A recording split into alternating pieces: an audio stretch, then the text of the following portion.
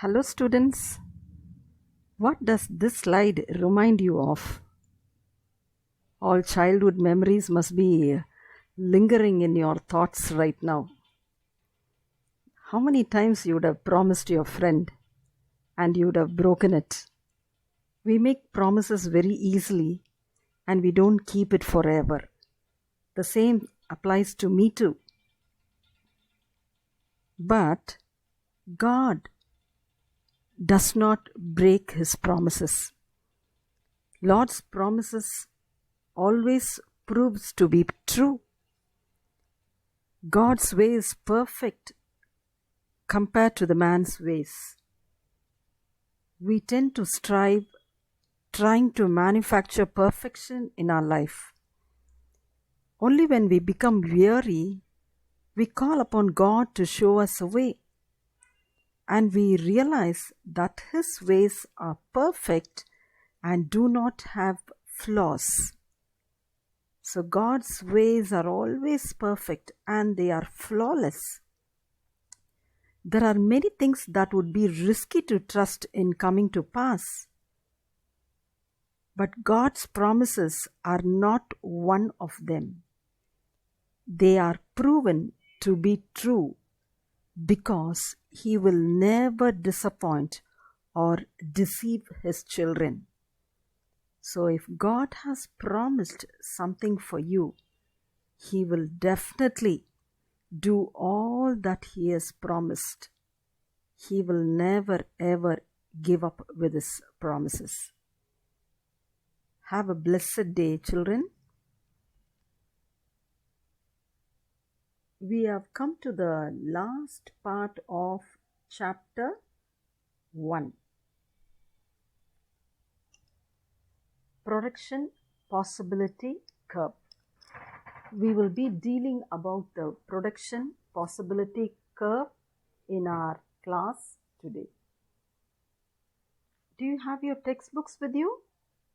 If not, please go and bring it. It will always be better if you listen to the video classes with your textbooks open. In my textbook, production possibility curve is found on page number 16, page number 16, and it goes on 1.9. So in every society there are problems. If I ask you, do you have any problem? What will you say? What will your answer be? You will say, yes, miss, I have lots of problems.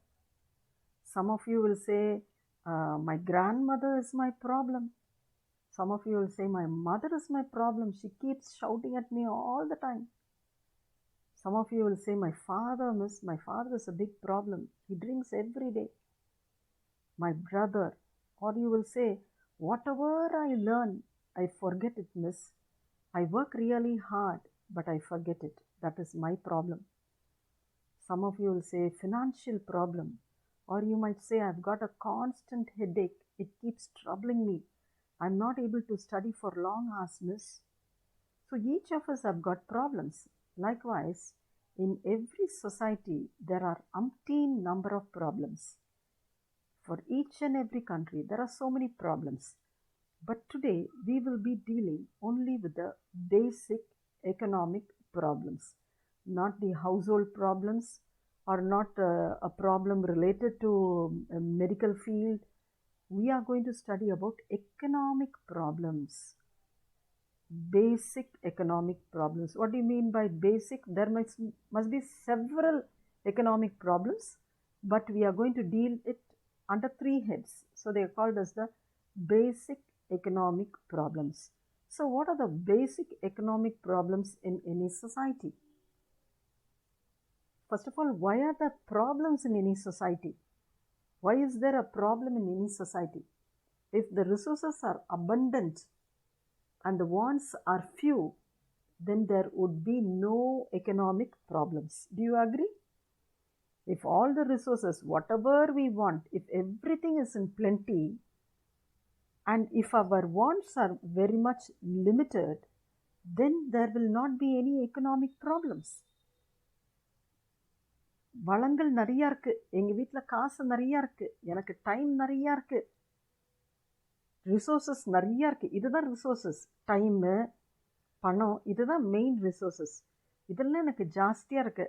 ஆனால் எனக்கு wants வந்து ரொம்ப கம்மி தான், எனக்கு ரொம்ப அன்லிமிட்டடாக இல்லை அப்படின்னு சொன்னீங்கன்னா அங்கே ப்ராப்ளமே இருக்காது. But our resources are very, very scarce. Scarce means it is very, very limited. But our wants are innumerable.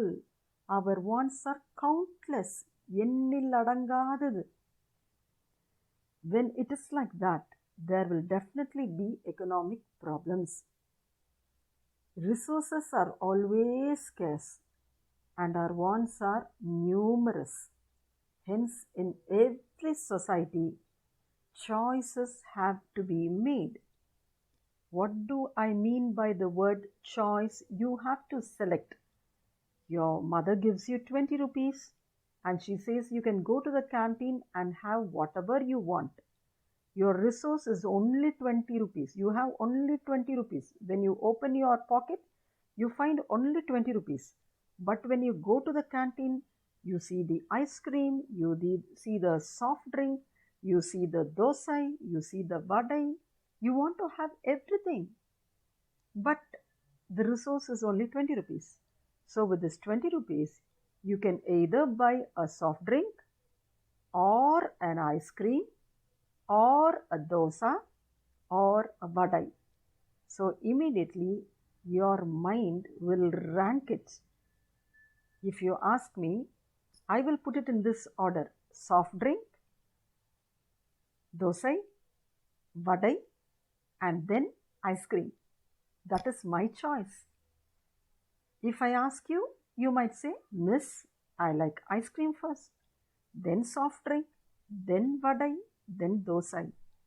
So you have to make a choice because your resources are scarce. Are you able to follow me? So hence the resources are scarce and the wants are numerous. The wants are numerous.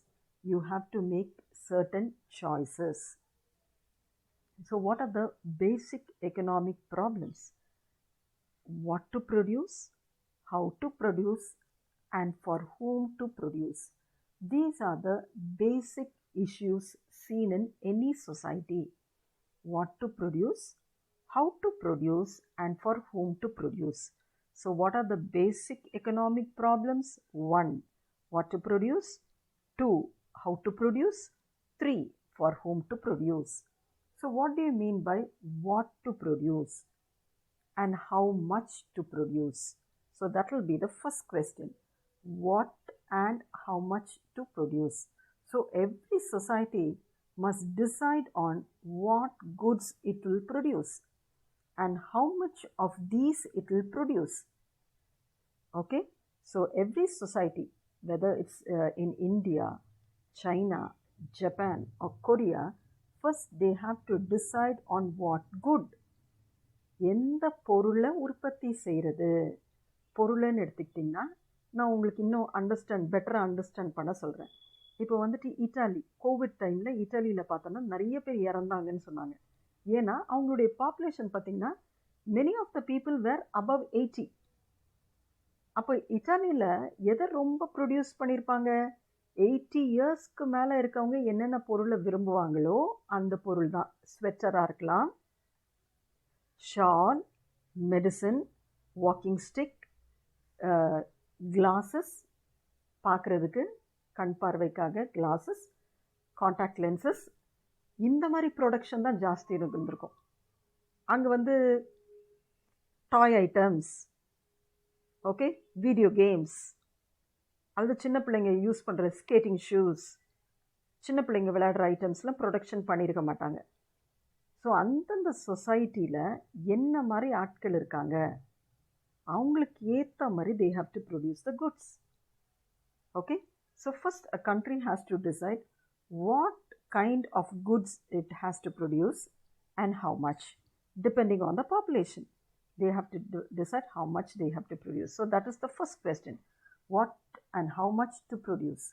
So in this process, they have to take certain crucial decisions, whether to produce food or clothing, whether to give importance to agricultural goods or industrial goods, agricultural சார்ந்த பொருட்களா அல்லது இண்டஸ்ட்ரீஸ்க்கு வேண்டிய machines அந்த மாதிரியா, whether to produce goods resources, whether to use more resources in education and health or for military service, whether to have more consumption goods or investment goods, whether to spend on basic education or higher education. So a country has to make a crucial decision on all the above which I said. Okay, so what and how much to produce, that will be the first economic problem.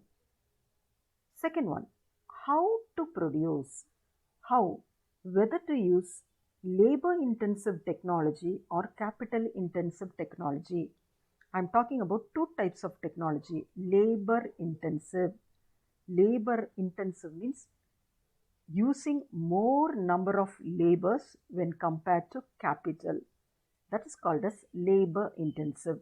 If it is capital, then you are using more of capital than laborers, then it is called as capital intensive. Shall I repeat it again? Labor intensive na laborers நிறைய வச்சு வேலை செய்கிறதுக்கு பேர் தான் labour intensive. தொழிலாளர்கள் செறிவு அப்படின்னா தொழிலாளர்களை நிறைய நம்பர்ஸை யூஸ் பண்ணி செய்கிறது லேபர் இன்டென்சிவ். கேபிட்டல்னா பணம், மூலதனம், இன்புட். கேபிட்டல் நிறைய யூஸ் பண்ணால் then it is called as capital intensive. Countries like USA, Germany and France, they have more capital, so they can use capital technology, capital intensive technology. If you take India, population is more in our country, so we should not use capital intensive method, we have to use labor intensive method. For example, if we start using more of technology, India nowadays we have started using more of technology. We have started using the ATM machine, we have started using the automatic doors. What happens in those days when we had to withdraw money, we had to go to the bank. In the bank, there will be a cashier, there will be a manager, and there will be 4 or 5 clerks. So whenever I want to withdraw money, I had to go to the bank and withdraw the money. So 5 or 6 people were employed in the banking sector.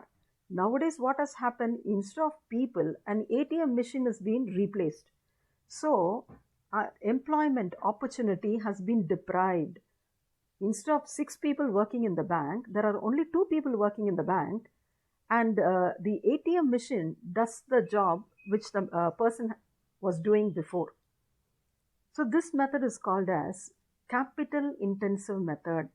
டெக்னாலஜியை ஜாஸ்தி use பண்ண முந்தி கதவு திறந்து விடுறதுக்கு ஒரு ஆள் இருப்பார். இப்போ கதவு திறக்கிறதுக்கு ஆளே தேவையில்லை, காலை வச்சோடனே சென்சாரில் கதவு திறந்துருது. முந்தி டோல்லாம் போய் உட்காந்து இது பண்ணனா, டோலில் நின்ன பிறகு எழுதி எவ்வளோ காசு கட்டணுமோ அதை கொடுக்கணும். இப்போ என்ன பண்ணிடுது, ஃபாஸ்ட் டேக்னு வைக்கிறதுனால அதுவே அந்த வேலையும் செஞ்சிருது. அப்போ அங்கே இருக்க வேலை போகுது. ஸோ இப்படியே ஒருத்தருக்கா டெக்னாலஜி ஜாஸ்தி யூஸ் பண்ண இந்தியா மாதிரி கண்ட்ரியில் நிறைய பேருக்கு வேலை வாய்ப்பு போகும். So how to produce, you have to decide whether it is labour intensive. For countries like India, labour intensive is always better. For countries which are highly developed like USA and Germany, France, Japan, they can use capital intensive method. So hope you understood this, how to produce, whether it is capital intensive technology or labor intensive technology. Last one, for whom to produce, for whom, which there are different sections of people in the society. So every society must also decide how its produce be distributed among the different sections of the society. It must also decide who gets more and who gets less, whether we are producing for the rich people or for the poor people. Are we producing luxury goods or we are producing basic commodities? So country has to decide for whom to produce. So these are the basic problems seen in any society. What to produce, how to produce, and for whom to produce. Next, we shall see the production possibility curve. So, to solve these economic problems, we make use of the production possibility curve. Let us see about the production possibility curve in the next video.